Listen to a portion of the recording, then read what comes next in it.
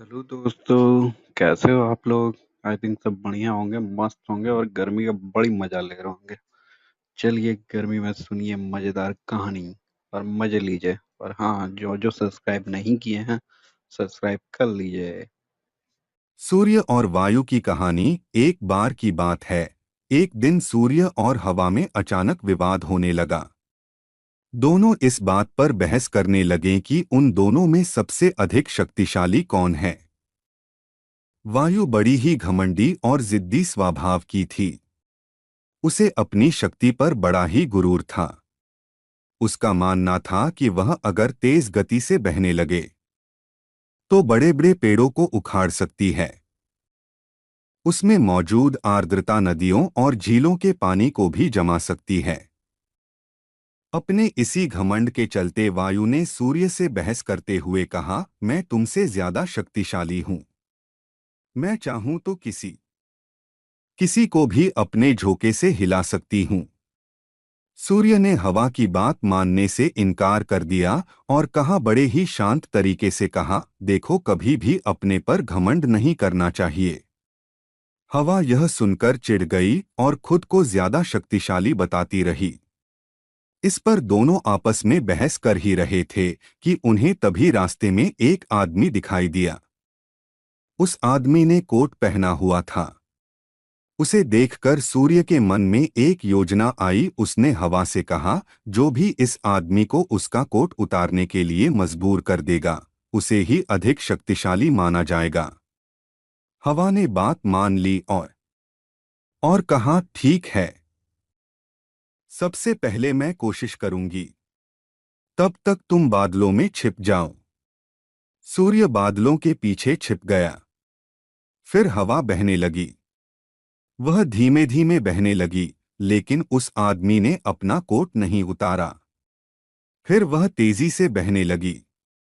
हवा तेज होने की वजह से उस आदमी को ठंड लगने लगी और उसने अपने कोट से शरीर को अच्छे से लपेट लिया। बहुत देर तक ठंडी और तेज हवा बहती रही, लेकिन उस आदमी ने अपना कोट नहीं उतारा। अंत में हवा थककर शांत हो गई। इसके बाद सूर्य की बारी आई। वह बादलों से बाहर निकला और हल्की धूप करके चमकने लगा। हल्की हल्की धूप होते ही उस व्यक्ति को ठंड के तापमान से थोड़ी राहत मिली तो उसने अपना कोट ढीला कर दिया।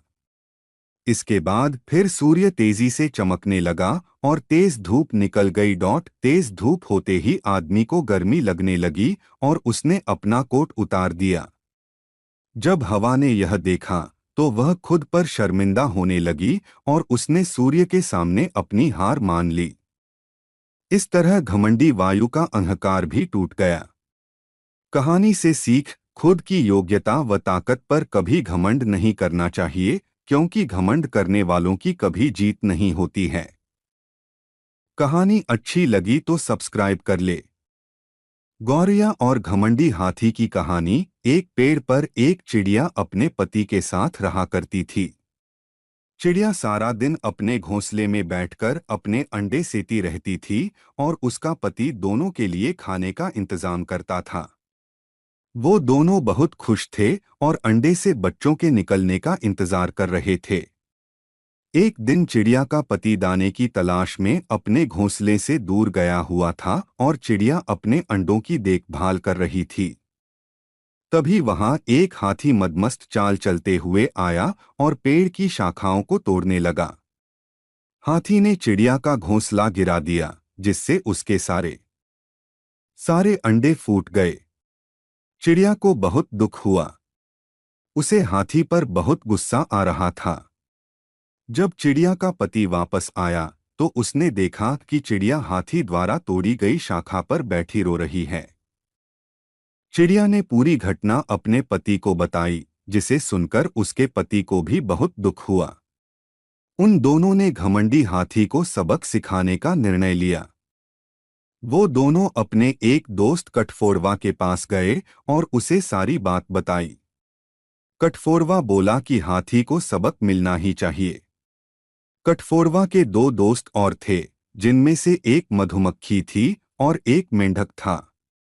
उन तीनों ने मिलकर हाथी हाथी को सबक सिखाने की योजना बनाई, जो चिड़िया को बहुत पसंद आई। अपनी योजना के तहत सबसे पहले मधुमक्खी ने हाथी के कान में गुनगुनाना शुरू किया। हाथी जब मधुमक्खी की मधुर आवाज में खो गया, तो कठफोड़वे ने आकर हाथी की दोनों आंखें फोड़ दी। हाथी दर्द के मारे चिल्लाने लगा, और तभी मेंढक अपने परिवार के साथ आया और एक दलदल के पास टरटराने लगा। हाथी को लगा कि यहाँ पास में कोई तालाब होगा। वह पानी पीना चाहता था, इसलिए दलदल में जाकर फंसा। इस तरह चिड़िया ने मधुमक्खी, कठफोड़वा और मेंढक की मदद से हाथी से बदला ले लिया। कहानी से सीख। बच्चों, इस कहानी से हमें यह सीख मिलती है कि एकता और विवेक का उपयोग करके बड़ी से बड़ी मुसीबत को हराया जा सकता है। कहानी कैसे लगी हमारे प्यारे दोस्तों? अच्छी लगी तो लाइक, शेयर और सब्सक्राइब ज़रूर से कर ले, ताकि ऐसे मज़ेदार कहानियाँ सुन के आप सभी को मज़ा आए, आनंद मिले और कुछ सीखने को मिले। अपने दोस्तों के साथ भी शेयर ज़रूर करें व्हाट्सएप, एनडी, टेलीग्राम ग्रुप में, ताकि कहानी सुनने मिले सबको। हमारे प्यारे दोस्तों, चलिए ऐसे ही कहानी सुन के मज़े लेते रहिए। हम आपके लिए ऐसे मज़ेदार कहानियाँ लाते रहेंगे।